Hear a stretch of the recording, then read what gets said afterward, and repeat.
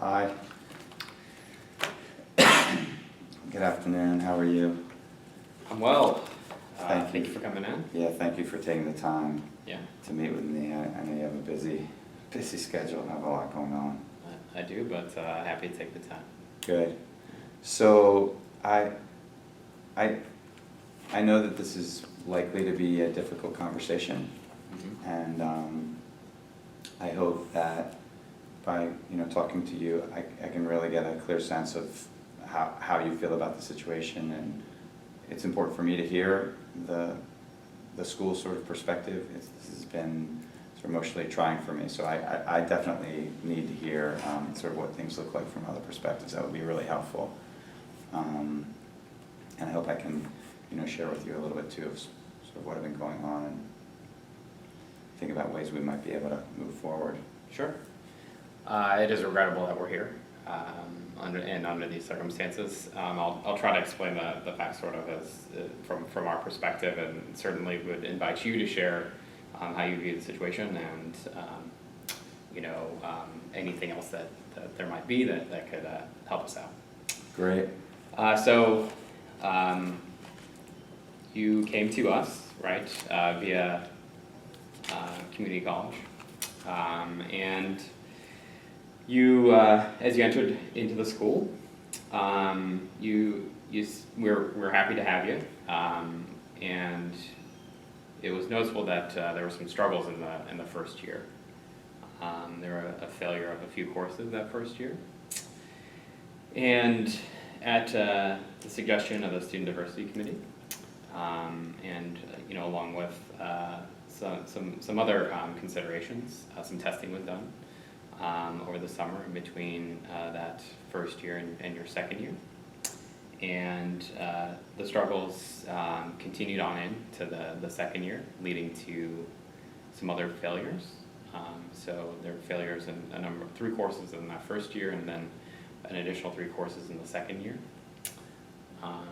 And it was the succession of failures, right, that has ultimately led to the decision currently.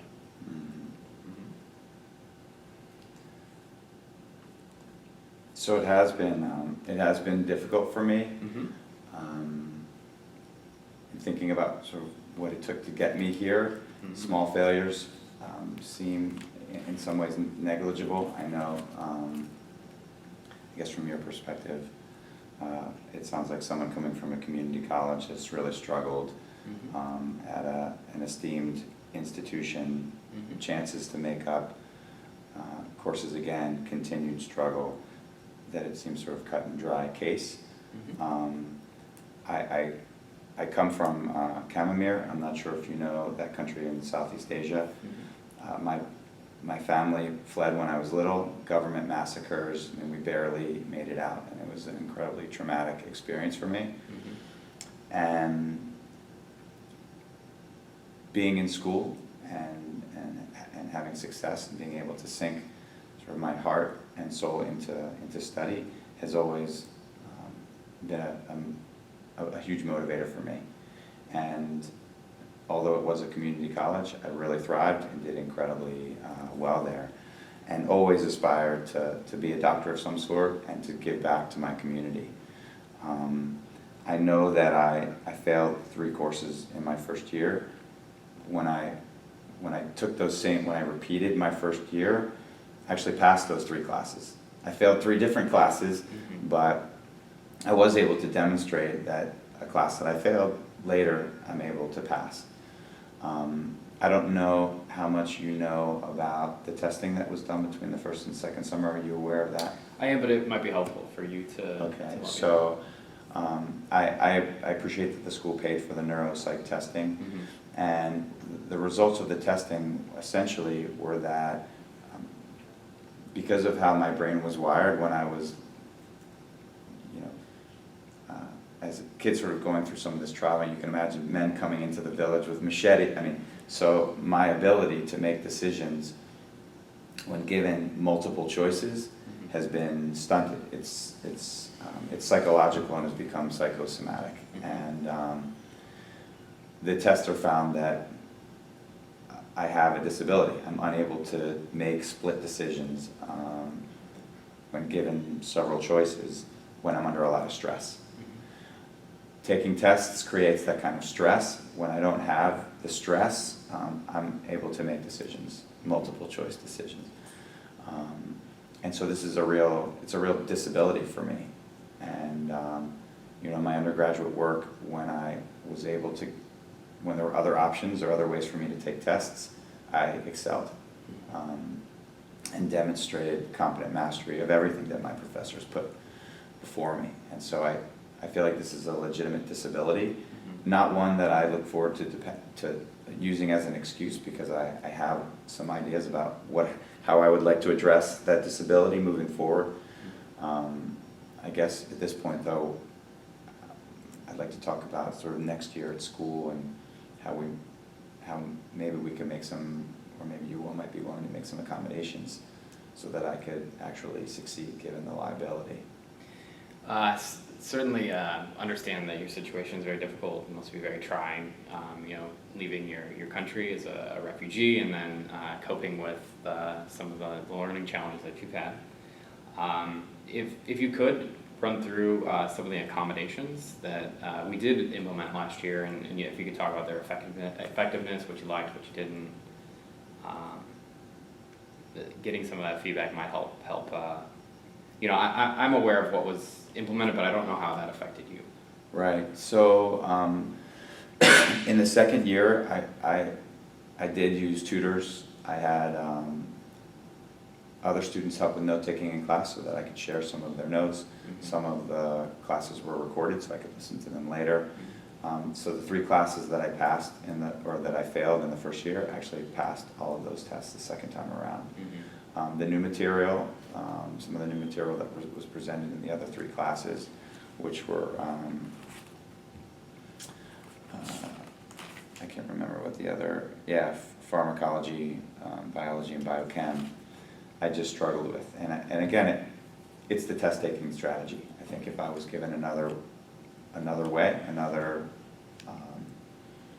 maybe an assessment in a different format, that I would really be able to demonstrate my mastery of the material, because I read the material, I process it, take tons of notes, whether it would be an oral test or even an essay test, even some form of interview. You know, even if the multiple choices were presented to me in an oral form, I think that I would do well. Now, typically when medical students go to take the medical board exam, right, they're going to be faced with multiple choice type questions. Have you thought about long term what handling that situation might look like for you? And you know, if you're struggling with it now in your first and second year and you're getting ready to take that exam, you really do want to be a doctor, you know, how might you be preparing for that reality? Yeah, no, that's a legitimate concern. I'm not there yet. I feel like for me, graduating from medical school is my prime objective right now. When it comes to taking the medical examinations, if it takes me a few years to pass it, then I'm willing to put in the time and the means to do that. I'm also I'm very interested in getting therapy. My understanding after the testing was that psychotherapy would really be able to help me. I mean, this is the first time we've met, but I'm incredibly hardworking, and both my intellectual self, but also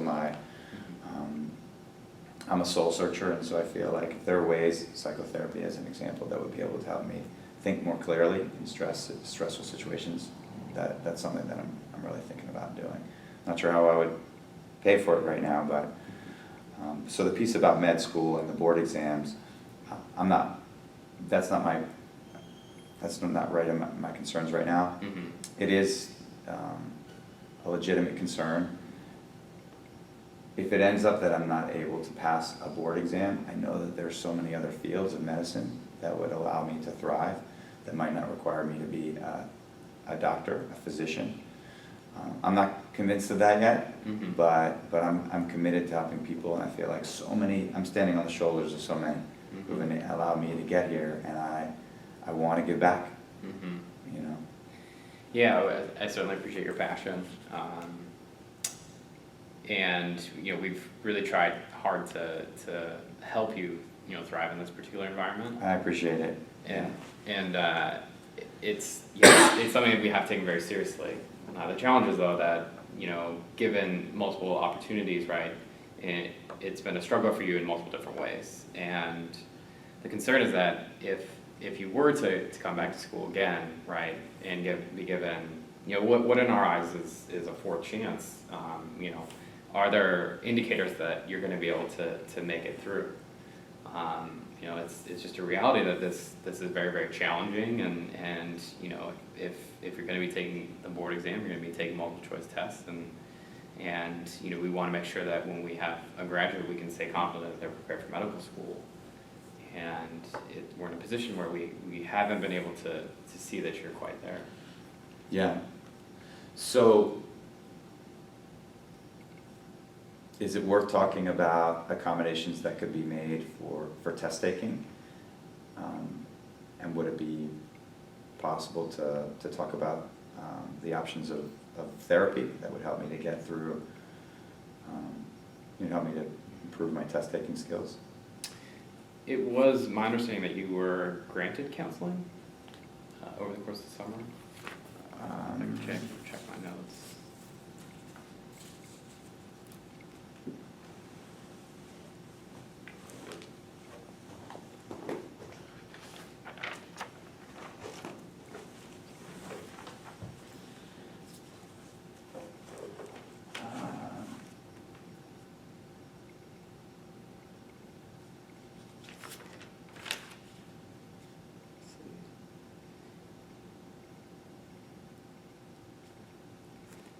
I haven't had.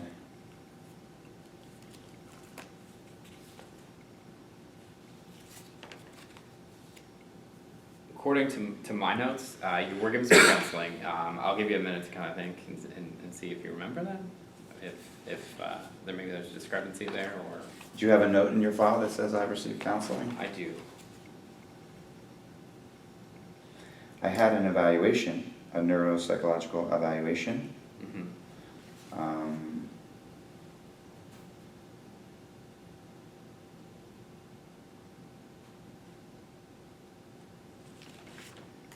And I've had amazing support Mhm. this year through tutoring.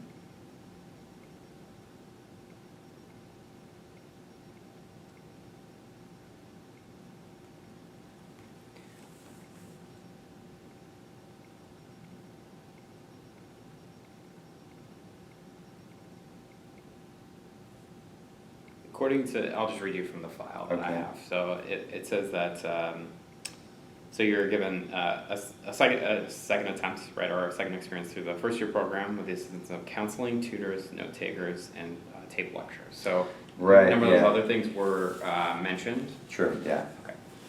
Yeah, the counseling was more to help me negotiate the process of American University and Okay. understanding course requirements, and Mhm. obviously a lot of those conversations had to do with the stress that I was feeling, but Mhm. none of that was any kind of psychological counseling. Okay. Yeah. Okay. You know, I understand your again, your passion and your strong interest and desire, and your you know, search for some type of solution in order to make it and to thrive here at our medical school. But to be honest, we've gone really far and away above what we typically would for an average student. Typically, a student is eligible for dismissal after a failure of 2 courses. You know, we certainly didn't want to, under the circumstances, dismiss you after that first year. So we brought you back even with the failures of 3, and we went through the testing and the counseling, the tape lectures, and those accommodations. And you did well in some areas, but then struggled again in others, 3 more failures, and then we allowed you to take those tests again. And, you know, very unfortunately, we saw that you were unable to pass those exams on the 3rd attempt. So I'm just trying to recap the things again as we see them, and you know, try to get you to understand that we're not really ready to say that we're in a position to welcome you back for the next year. So can you maybe talk to me a little bit about the purpose of your student faculty diversity committee? You know, when they support diverse students to come, what's the goal of having a committee like that, and or of your diversity outreach program? What are the goals of programs like that? In a very generalized sense, there to just be there as a support and as another set of eyes in relation to our diversity here on campus. So, you know, as a reference point for our students of various backgrounds, they're just to advocate for their best interests and to make sure that they're okay. So some challenges may arise, and they might be another resource for you or for other students here on campus. Yeah. In speaking with other students that are coming from abroad, sometimes my sense is that there's some insensitivity to sort of the cultural lens that we bring to school, and I thought that the reason why schools seek diversity is to broaden the minds of those that are at the school. There are huge parts of the world that are suffering the kinds of atrocities that are happening in my country, and I feel like by not allowing any kind of accommodation, in a way, is not being sensitive to the experiences that people are bringing in. I don't feel like I'm asking for that much. This is a huge school with hundreds of med students entering. We're here, you know, every year. I'm really asking for an accommodation, and it's not. This is not about my work ethic. This is really about a disability, and students with disabilities. I feel like it would be in the school's best interest to try to make it work. I don't want to be here if I don't deserve to be here. I don't want to be here if I can't cut it. But I passed 9 out of 12 courses. The 3 that I didn't pass was because of multiple choice tests, which you know, I've had a doctor sort of acknowledge it's because of stress. And then in the next year, again, I passed 9 out of 12. This is not about incompetence. I'm looking for some accommodation, and I feel like it blends well with the values and the goals of the school, or at least as far as you articulate them. We, you know, again, we do want to have a diverse campus, but at the same time, again, we're preparing people to become doctors. And I think as I'm hearing it in your eyes, you know, passing 9 out of 12 is good enough. And for a medical school like ours, passing 9 out of 12 just isn't quite acceptable for us. And it's happened twice now, and we gave you a second opportunity to take those your second round of the first year tests. So after you failed this most recent round of tests, we allowed you to take it again. And again, unfortunately, you weren't able to pass those. It's true. You've made accommodations, but none of the accommodations have actually addressed my actual disability, right? Which is sort of a psychological trauma that keeps me from being able to take particular kinds of tests. So while you all have been supportive, you haven't actually helped me to address those particular issues, and that's keeping me from being able to continue. So I'll let you rephrase it if I don't get this right. You feel that the accommodations that were provided were not addressing the core issue. Yeah. And so, if you could recap for me, what is it that would address that core issue? So, the core issue is this inability to take multiple choice tests. It's a real disability, and so in order to address that, I can think of at least 2 ways. One would be to allow me to take multiple choice tests orally and not sitting in front of the monitor or with pen and paper. And the second would be to help me cover the costs of specific counseling, so that by the end of a school year, and I feel like at the end of a year, I should be able to take those multiple choice tests, just like all the other students, and succeed. And I think that if you gave me one more year with that kind of therapy, if I only pass 9 out of 12 a year from now, then I'll walk away. But I really believe that the therapy and while I'm going through that therapy, an ability to take those tests orally would really help me to succeed. So earlier, you mentioned a desire to seek counseling, okay, to deal with the issues that you can handle Yeah. multiple choice questions. And you mentioned that you weren't sure about how you would pay for that. Do you have any, have you researched and looked into sort of what cost that might be incurred as a result of? I have not. Do you have a sense? I know, I mean, people say it's very expensive. I don't have any idea. Mm-hmm. It would vary. It depends. It's one of those it depends conversations. But I wanted to at least ask you and see if you had done some research, saw someone out, said this is a good situation for me, this is what it costs, this is what I want to do, those types of things.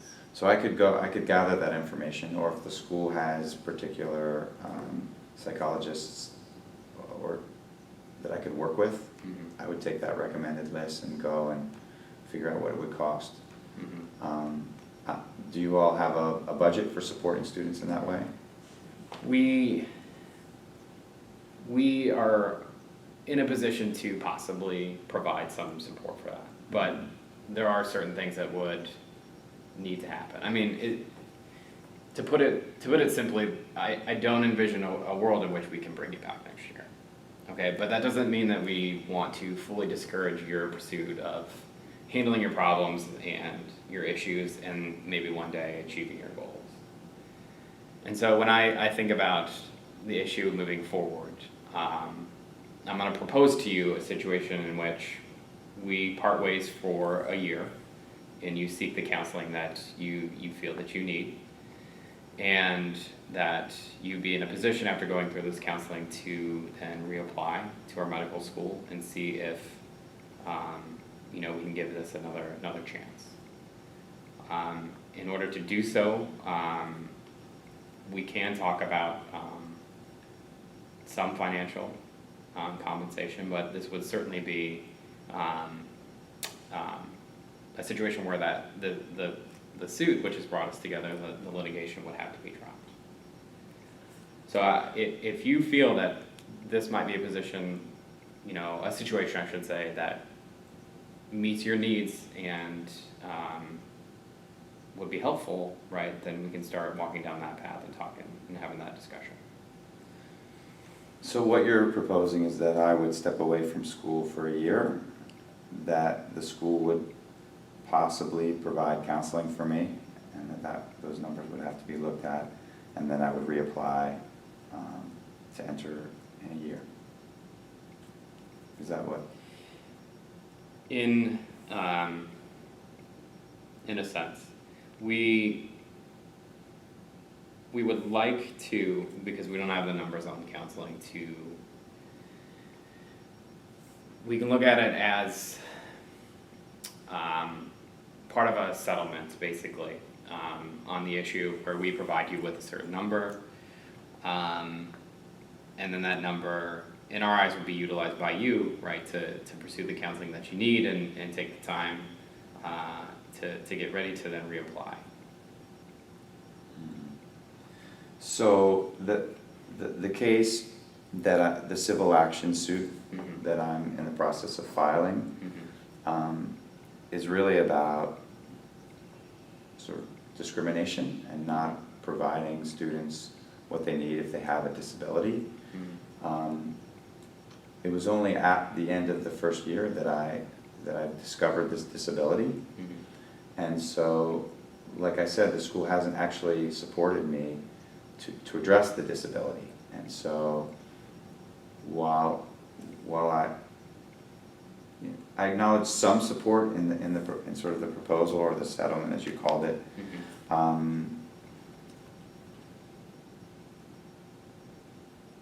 I'm not convinced that walking away is either the right thing or the fair thing. The right thing either for me as a student and for you all as a school, or the fair thing. I know that diversity is really important. It's in a lot of the Austin's materials that they send out, and I know that a lawsuit against the school, against a student who came from a terrorized country, had a liability and basically was told you just can't cut it when there were opportunities to sort of make it work.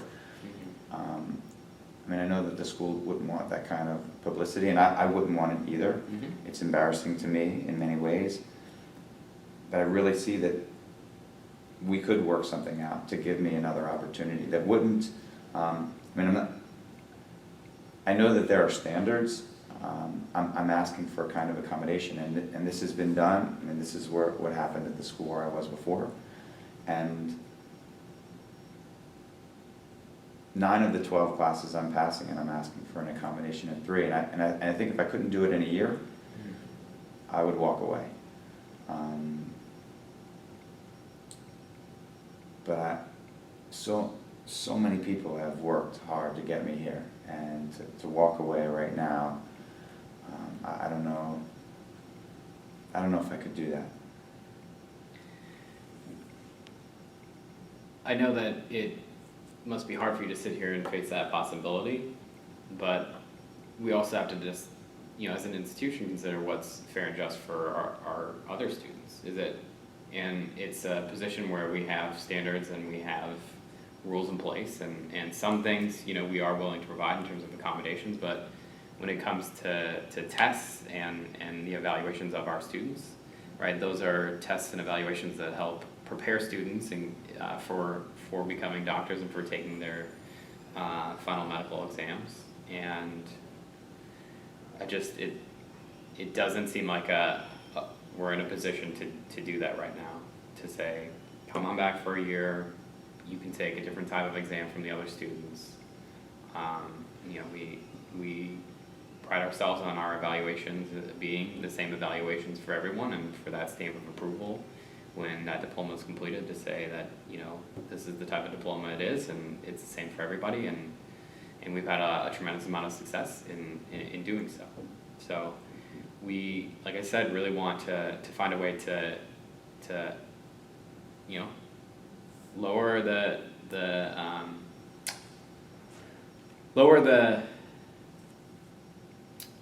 I'm looking for the right word. We would like to find a way to lower the stakes a little bit here in terms of, right, I'm sure that you're not, you wouldn't have filed the suit unless you really believed that it was important to you, and we certainly we're not in favor of it either. And so if we're willing to find some way to talk about year off, get your counseling, reapply, help you achieve those means to some extent financially, then that's great. I think that's good for you, and I think that it's something that as an institution we can say, you've gotten the help that you need. You might be in a position to come back and give this another go, and we've maintained the standards and the expectations that we hold for everybody. Yeah.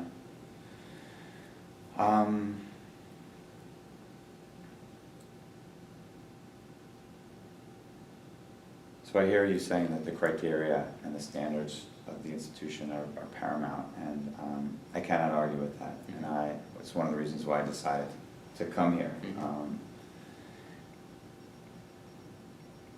The financial piece is important for me, and so I'm glad that you raised that as a potential part of a settlement. It's taken quite a bit of support to pay for these first 2 years of school. The counseling would also be significant. I know that if the litigation continues, the possible suit, at least the numbers that we're looking at are numbers bigger than I've ever seen in my entire life coming from my country. But the lawyers have told me that this is appropriate considering the emotional impact, the time that I've put in. Could we talk about, for me to leave school and then get the counseling and then to reapply in the year, something like 200,000? And I'm looking at tuition costs. I'm really looking at 3 years. I've completed 2. I'm looking at sort of the travel and the expenses and living expenses, and then looking at the treatment. We certainly understand the financial burden that students incur attending our school. Tuition's $30,000 a year, and that's not cheap. I think that 200,000 is a lot more than what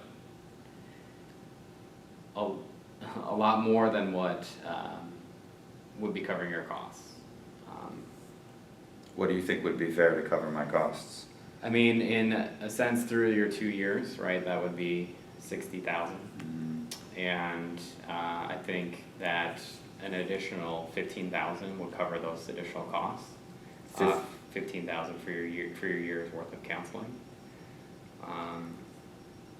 And so we're in a position to think that might be a good situation for you to walk away with. You've got your 2 years essentially refunded, and an additional 15,000 to cover counseling costs in the next year.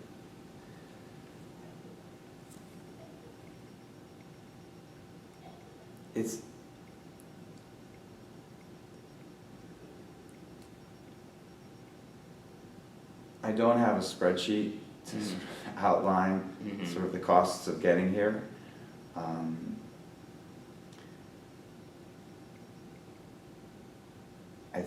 I think my family and I have spent at least $15,000 or $20,000 to sort of to get me here. I was staying someplace, it wasn't working. I had to go someplace else.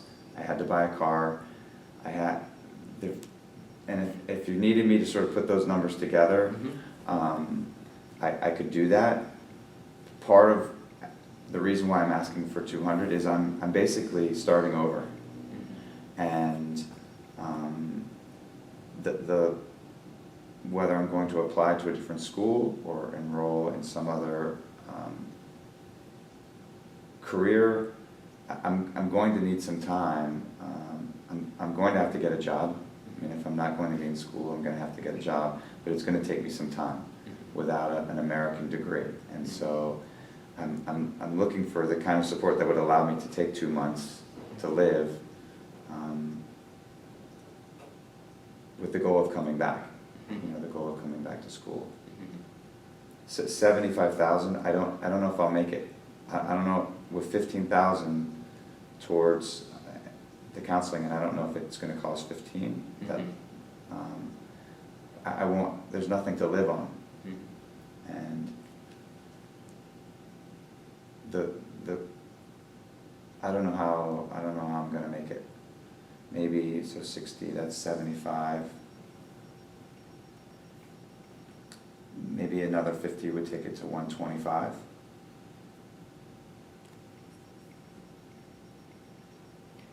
So I mean, yeah. So where we're at is you would take a leave of school for a year, or to be honest, however long you would like to take.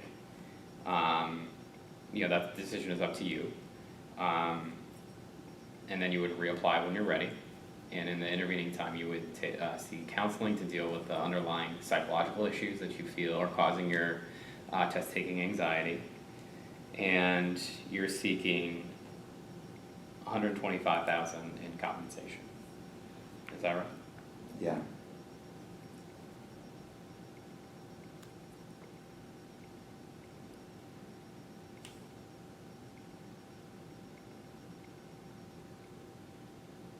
And I would drop the case. I would drop the civil suit.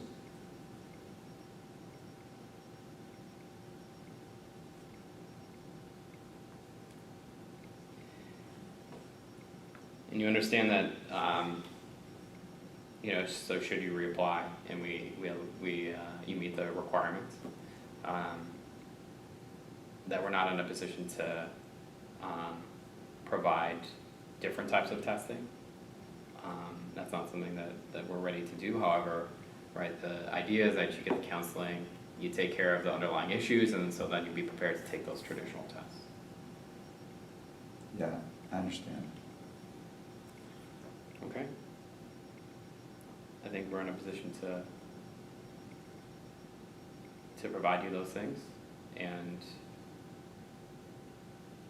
I think we're ready to shake on it. Okay, so just to review, just to make sure I understand, Mm-hmm. the school would give me 125,000, and I would take immediately a leave. I'd leave school, Mm-hmm. and use the next year to get counseling, and to get myself prepared so that I can meet the standards of Austin Medical School. When I apply in the fall, if I'm accepted, then upon entering the program, the same standards as before would apply without any kinds of accommodations. We would be prepared to provide some accommodations, like in terms of the tape lectures. We'd be willing to provide some accommodations, right? Particularly at the suggestion of doctors. However, the suggestions of alternative assessments is something that would not apply.